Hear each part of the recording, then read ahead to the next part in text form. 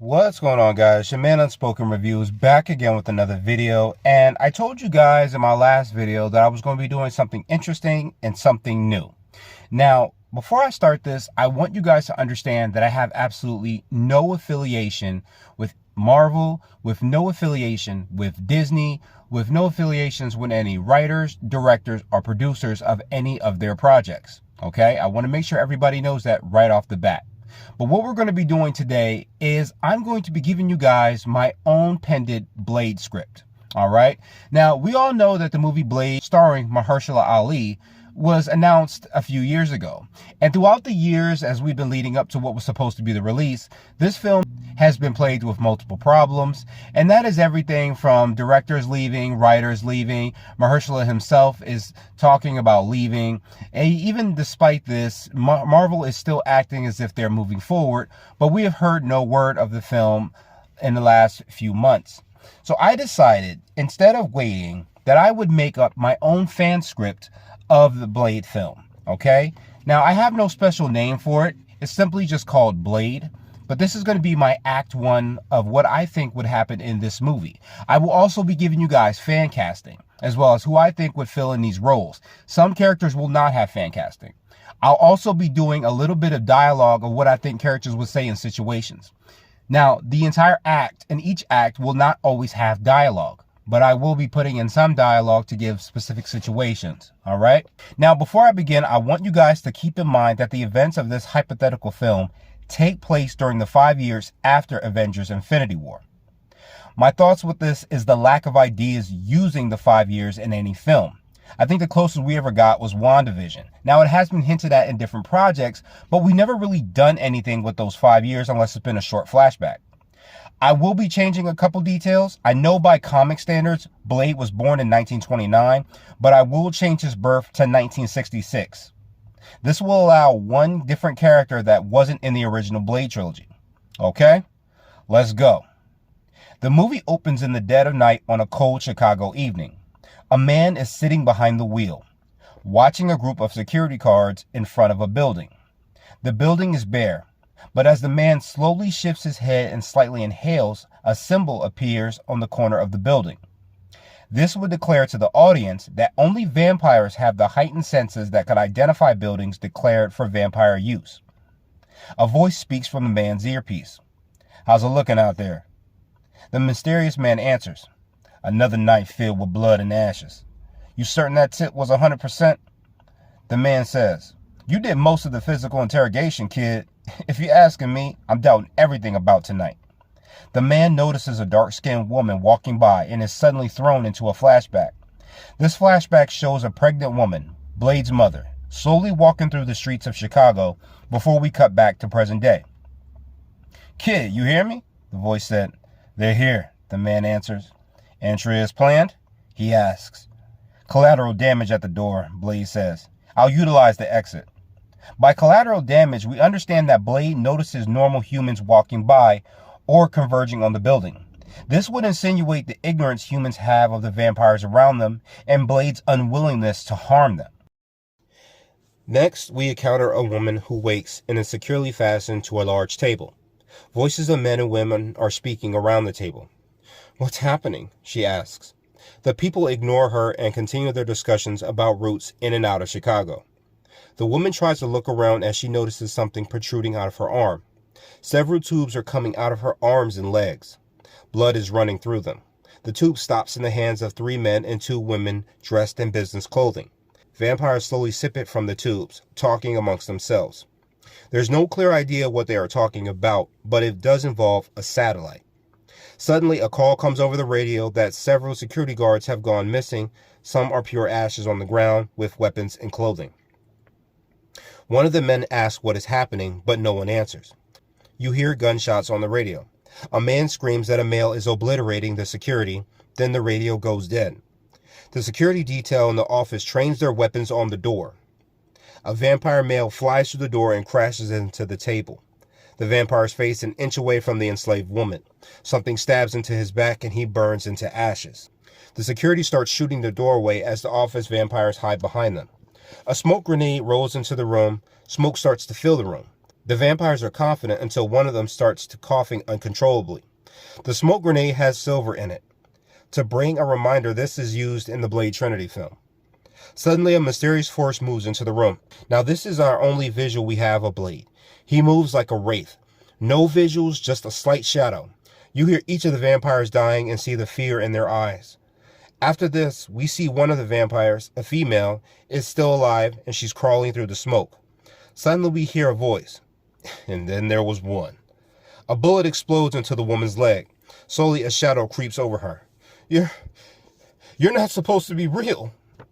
This is our peek into how the vampire community views Blade. He is a rumor, a dark, tall tale. Most vampires who have crossed paths with the Daywalker are now dead, so no one has been able to confirm what he actually looks like. For lack of understanding, this solidifies Blade as a boogeyman of the vampires. My fan casting for Blade would be Jan Noel.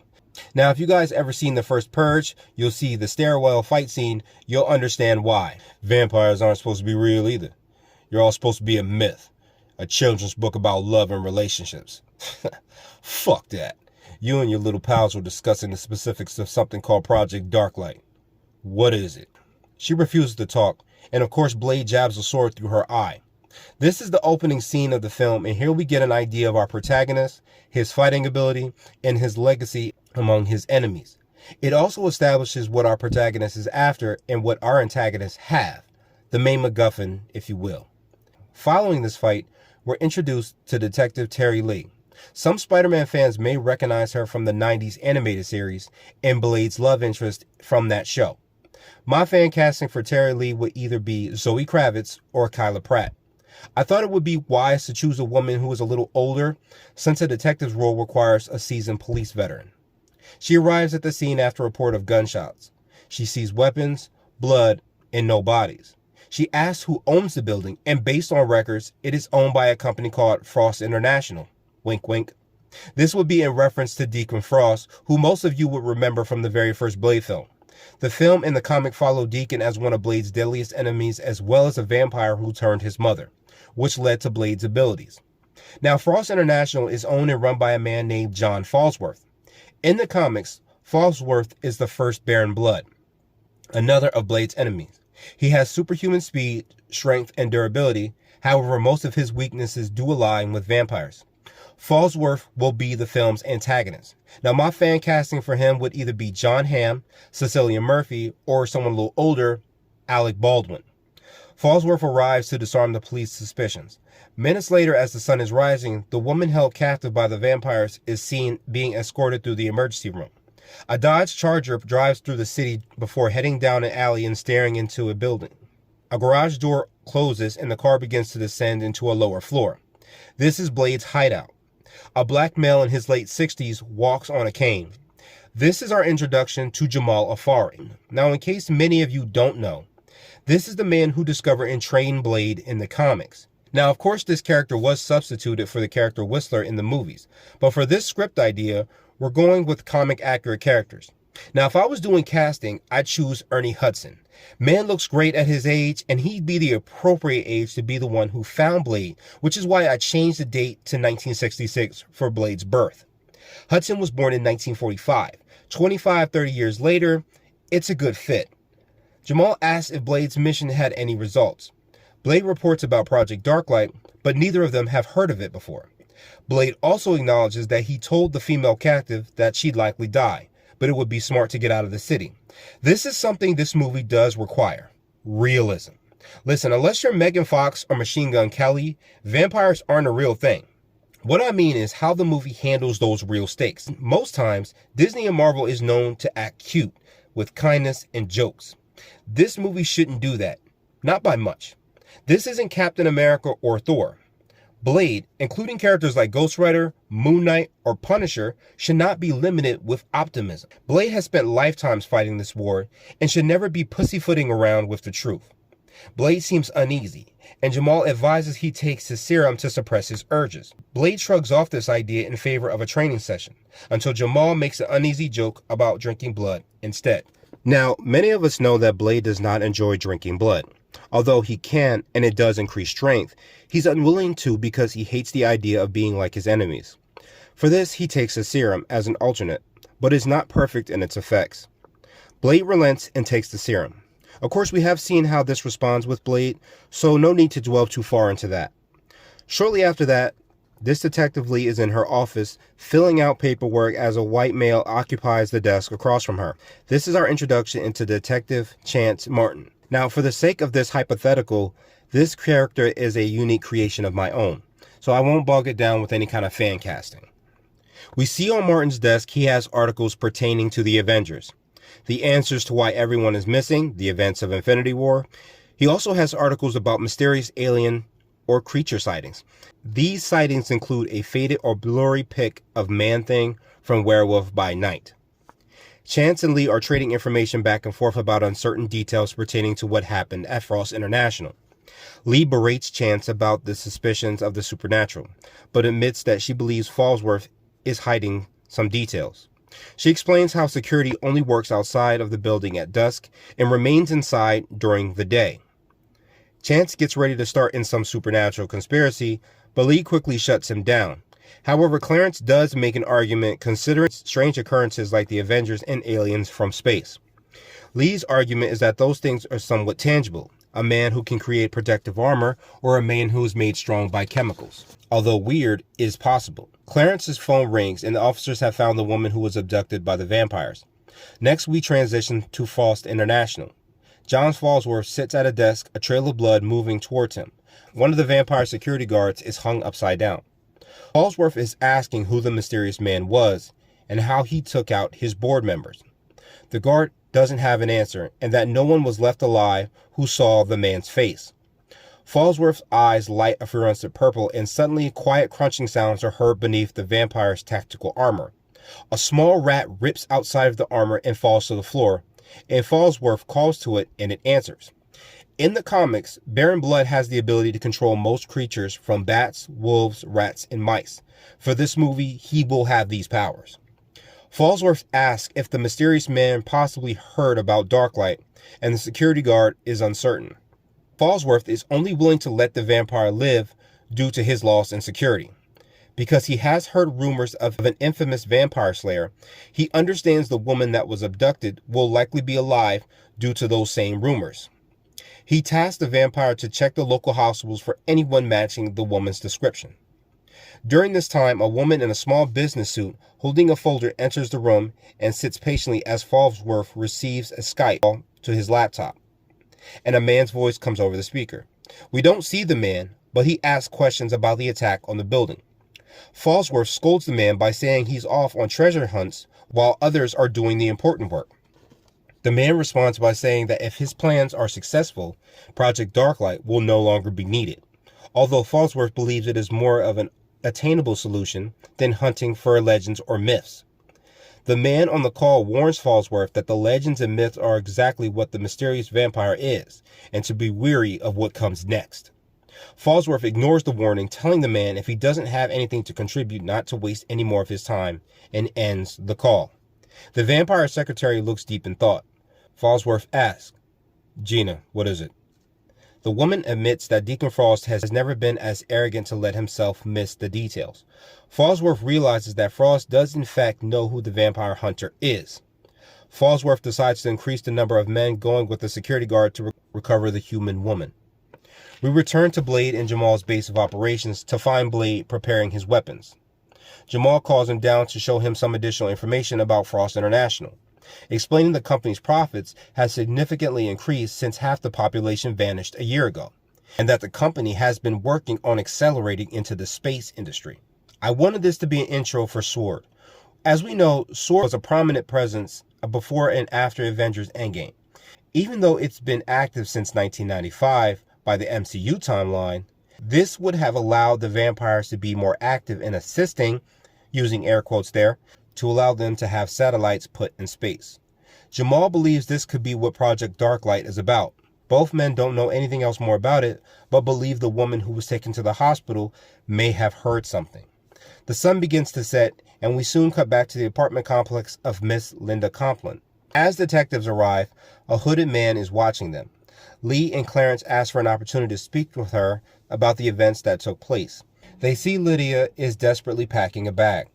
The detectives ask to speak with her, but she is hardly answering them, telling them that she must leave to visit her mother, though both detectives realize that she is lying. Lydia tells them that they won't believe her and tells the story about going to the bar with a friend. An attractive man approaches both Lydia and Tina leaves with that individual soon afterwards.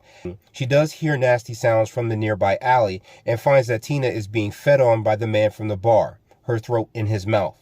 Soon after, she does awaken in the office with a host of tubes in her body with no memory of how she got there. She does remember being saved by a dark-skinned man in a trench coat who left her at the hospital and warned her to leave town before sundown. Lee asks if she would be able to identify the man if she was to see him again. Clarence starts to hear sounds from the window blinds and slowly approaches. "What is it?" Lee asks. "Quiet," he whispers. "Oh no," Lydia says. "It's them." Clarence lifts the blinds, but no one is there. Clarence turns his back, and suddenly a form jumps to the window. The glass explodes, and a bald, dark-skinned vampire grabs Clarence, reaching his fingers into the insides of his upper and lower jaw. Lee discharges her pistol and starts to fire 2 shots into the vampire's chest. Oh, that's cute. He moves both hands in opposite directions, breaking Clarence's jaw wide open. Lydia runs for the door with Lee on her heels. Outside in the hallway, 2 female vampires are coming from one end, and the male security guard coming from the other.